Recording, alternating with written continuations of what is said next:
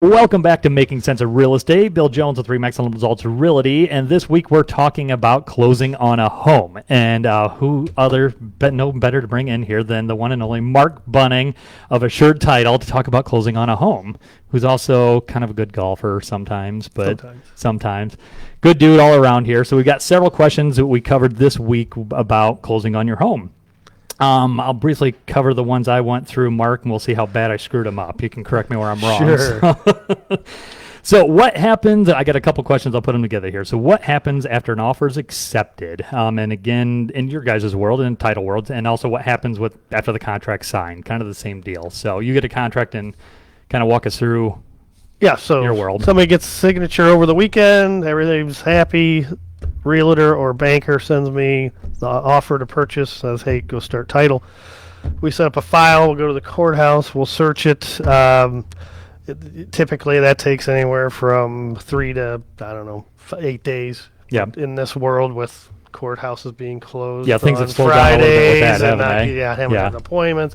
It may be a little bit longer than the typical world. As soon as the COVID world hopefully ends soon, we won't have any of those. That'll make issues. that a little easier then. So as far as with that then too, a lot of people say, well, what is title? Like, what are they looking for? What's that? So we'll go to the courthouse, we'll search all the records. We're looking for who's in title. Do they have a clean title for the past 40 years? That's typically what you go back. Do they have any mortgages? Do they have any liens?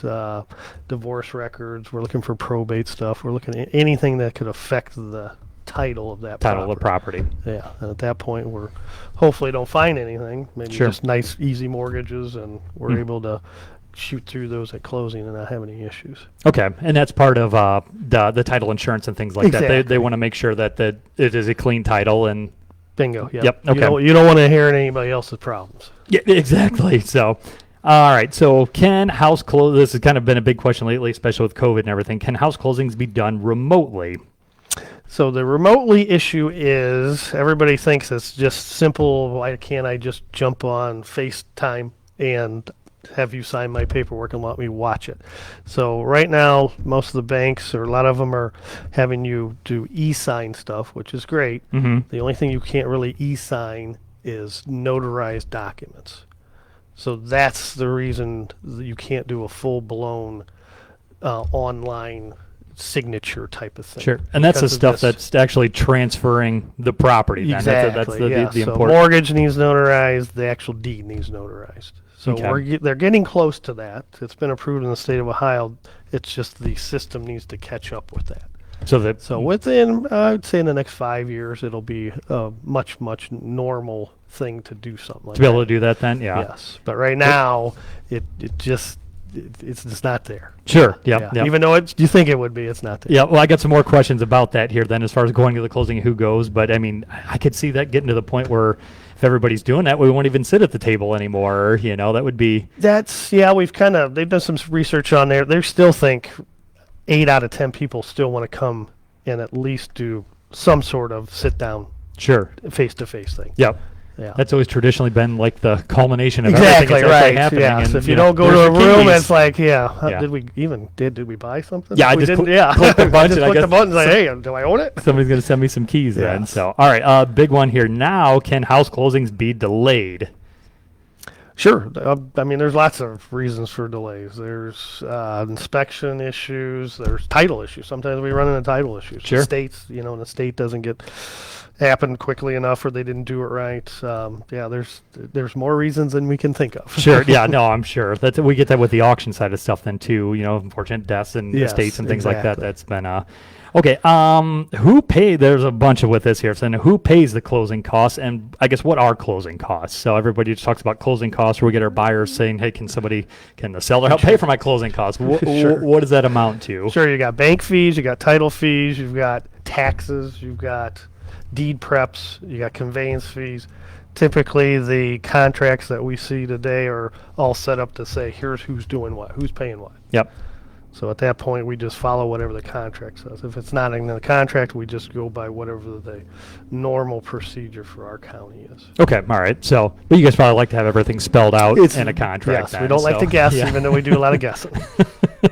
that's I guess we get that run into a challenge with a lot of times, inexperienced buyer situation they're working out. They want to, well, the seller said, yeah, you can buy my house, but you pay all my closing costs. And they're like, sure, whatever, I need a house. And then they have no idea what all they're tackling then at that point. Yes, So yes. Did we mean just the closing fee? Did we mean Yeah. the conveyance fee, deed prep, all Yeah. that stuff? So and we could talk for 2 hours yes. about what all that is. And we'll talk more about that. We'll bring you back some other time. We'll dive a little deeper into all that here. We're just kind of doing a broad perspective here. So a very common question. A lot of time we go under contract and they're inspections, whatever. When am I closing? When's the closing date? Can we set that? I want to put it in my calendar. So who sets the closing date and how does that all happen? yeah, typically the contract will say, well, 45 days out or 30 days or whatever.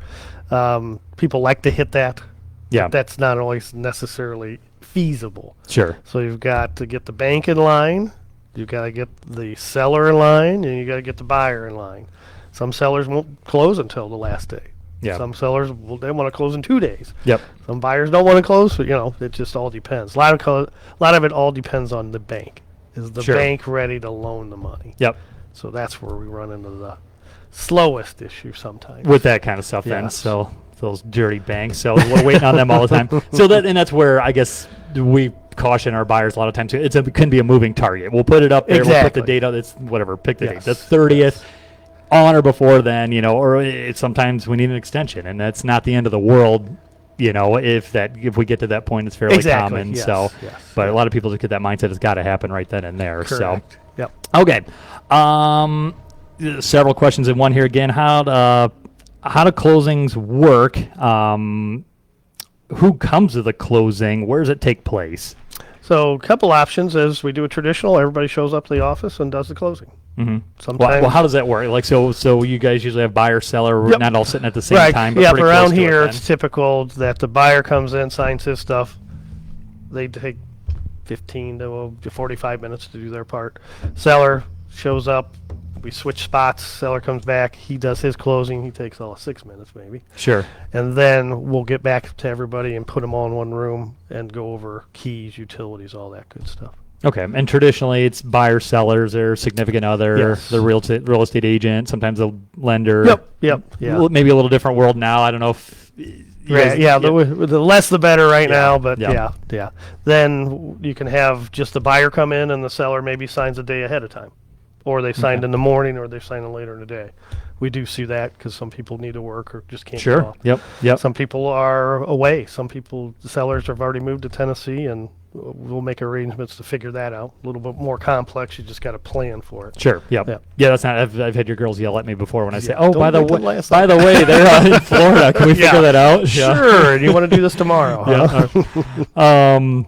All right. And can house closings fall through, and why? And again, we'd probably talk for 2 years on this, but Yeah, typically we don't see it. I'll say this: if I've done 10,000 closings, I've seen it once at closing.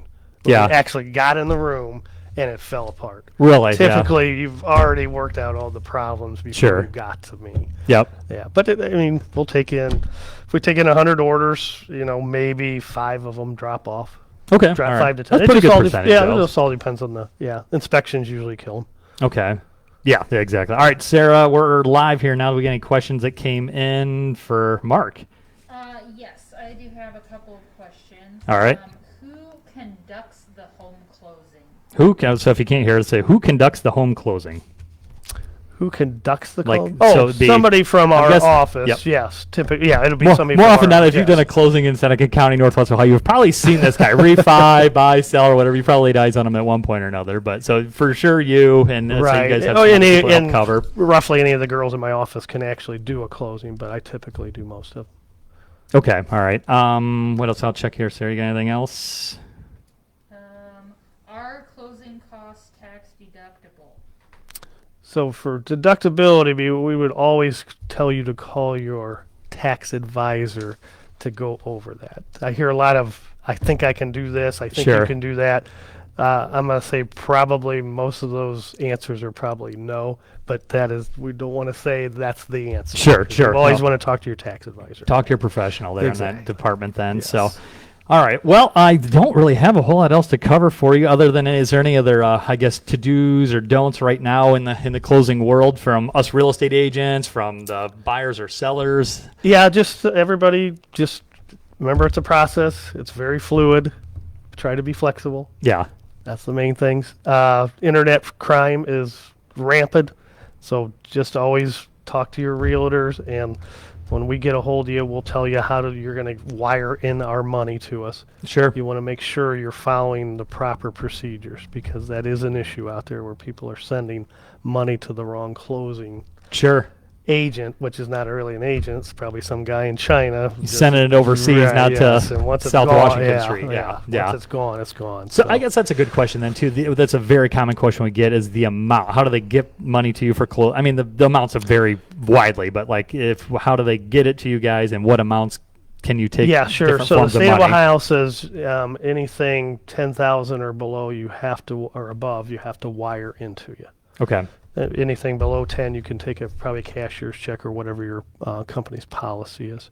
And that's not So- Western Union or anything like that necessarily, right? It's, No, yeah. yeah. So Yeah. there's a difference between wiring and what people feel like they're getting online and doing their bank. Yeah, not transferring from my Yes, savings account You can't to you. transfer from Yeah. your savings account to the title company. That's not a wire. Okay. Even Yeah. so, it seems like it is, but no, you Sure. physically probably need to be at the bank to do a wire. FYI.